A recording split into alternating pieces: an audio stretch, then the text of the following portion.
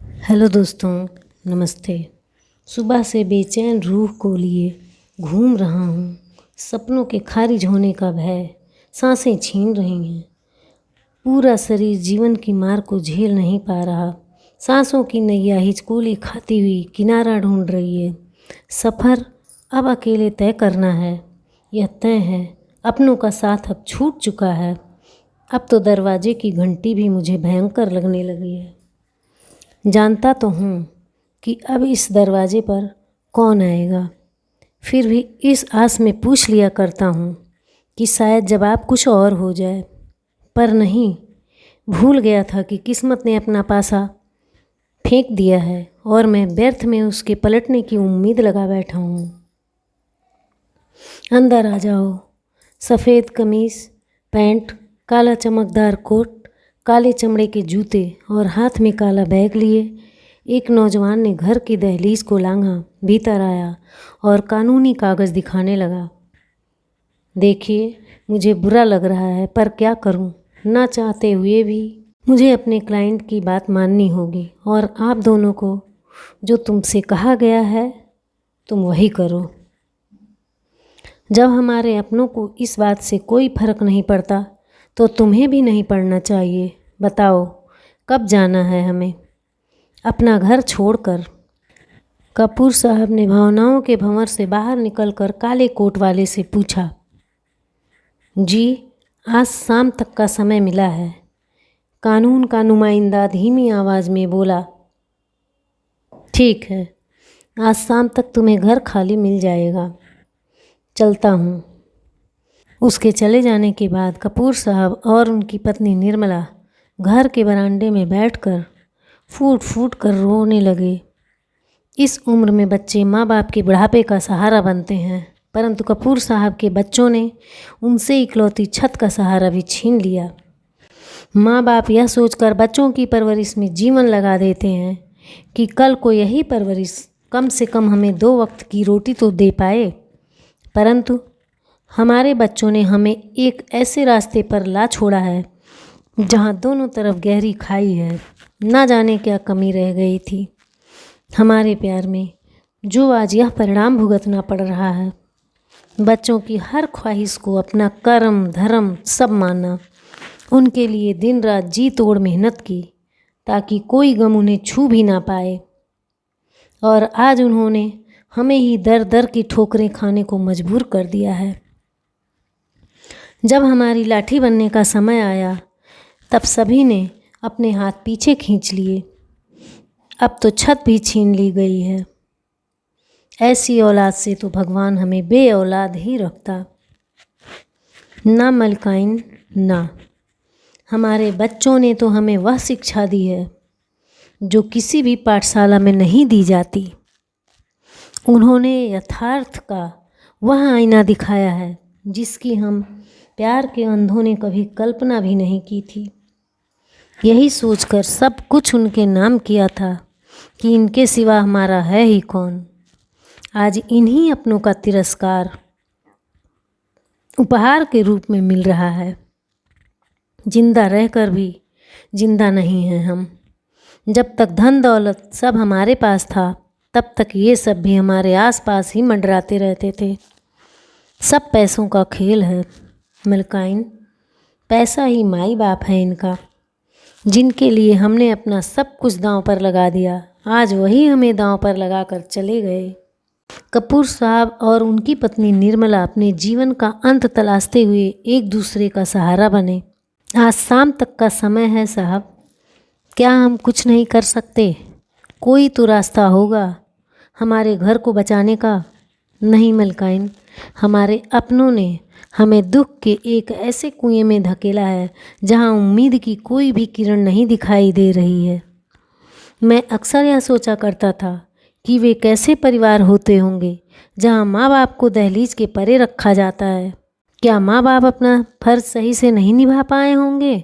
परंतु जब नज़रें अपने ही घर की तरफ मुड़ती हैं तो यकीन हो जाता है कि कमी परवरिश में नहीं बल्कि बच्चों को पढ़ाने में है। हमने अपने बच्चों को उच्चतम शिक्षा का आशीर्वाद दिया और उन्होंने हमें घर निकाला। शायद उनकी शिक्षा यही कहती है। साथ के घर वाले चौधरी जी और उनकी पत्नी ने दरवाजे पर दस्तक दी। कपूर, अंदर आ सकता हूँ? हाँ चौधरी, आ जाओ। चौधरी साहब और उनकी पत्नी दोनों ने भीतर प्रवेश किया। मैं जानता हूँ कपूर, तेरे बच्चों ने क्या किया है। मैं शुरू से ही तुझे समझाता रहा हूँ कि कुछ अपने पास भी रख ले, पर तू नहीं माना। तुझे अपने बच्चों पर अंधा विश्वास था। देख लिया उसका नतीजा। आज तुम्हें तुम्हारे ही घर से बेघर कर दिया गया है। पता नहीं ये बच्चे चाहते क्या हैं। हम जैसे माँ बाप अपना पूरा जीवन इनकी परवरिश में लगा देते हैं, इनके भविष्य को संवारने में लगा देते हैं, परंतु यह नहीं जान पाते कि इनके भविष्य में हमारा ही कोई स्थान नहीं होता। अपने सुख को भूलकर इनकी सुविधाओं का ध्यान रखते हैं, खुद गीले में सोते हैं और इन्हें सूखे में सुलाते हैं। रात रात भर जागते हैं इनकी खातिर। इनके थोड़े से ताप पर माँ बाप की सांसें रुक जाती हैं, लेकिन ये हमें हर मोड़ पर ठोकर मारते हैं। माँ बाप हर तरह से इनका ध्यान रखते हैं, इनके लिए दुआएं मांगते नहीं थकते, और ये समझ नहीं आ रहा कि हमसे कहाँ कोई भूल हो गई कि हमारे बच्चों ने। कपूर साहब की पत्नी निर्मला चौधराइन के गले लगकर फूट फूट कर रोने लगीं। देख कपूर, हम बहुत सालों से एक दूसरे के हमदर्द हैं। मेरी हर परेशानी में तूने मेरा हौसला बढ़ाया है, मेरे दुख को अपना दुख माना है। आज तुझे एक हक से अपने साथ ले जाने आया हूँ। मेरे साथ मेरे घर चल। मेरा घर इतना बड़ा तो नहीं है, पर तुझे यह विश्वास दिलाता हूँ कि वहाँ सभी तेरे अपने होंगे।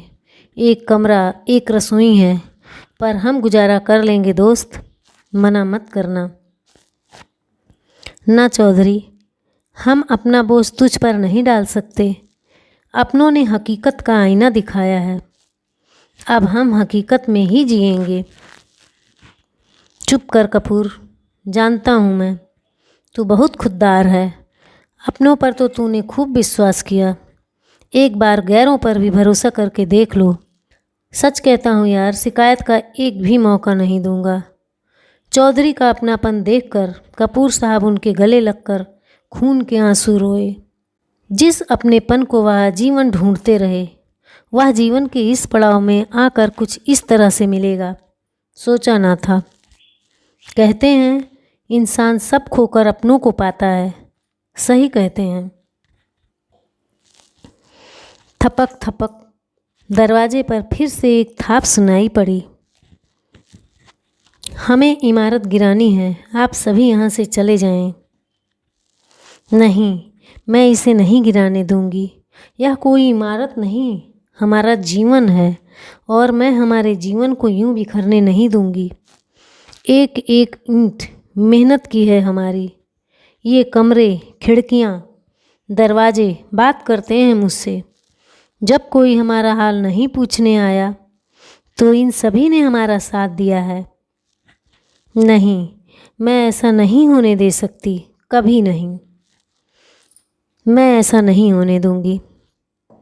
मैं जानता हूँ मलकाइन, सब जानता हूँ, पर हमारा और इसका साथ यहीं तक का था। हमें जाना होगा मलकाइन, जाना होगा, चलो। पर चौधरी जी ने अपनी पत्नी से निर्मला जी को संभालने के लिए कहा। चलो बहन, चले यहाँ से। ना चाहते हुए भी निर्मला जी ने अपने कदम बाहर दहलीज की ओर बढ़ाए। दिए गए समय से पहले ही कपूर साहब ने वह घर छोड़ दिया। घर की दहलीज को लांघते समय निर्मला जी ने एक बार पीछे देखना चाहा, क्या पता कोई आवाज़ ही दे दे, पर उनका यह भ्रम टूटते ज़्यादा देर नहीं लगी। किसी ने भी उन्हें नहीं पुकारा। दहलीज की दोनों तरफ कदमों में यही द्वंद्व छिड़ा रहा कि वे भीतर लौट आएं या फिर हमेशा हमेशा के लिए आगे बढ़ जाएं। धन्यवाद।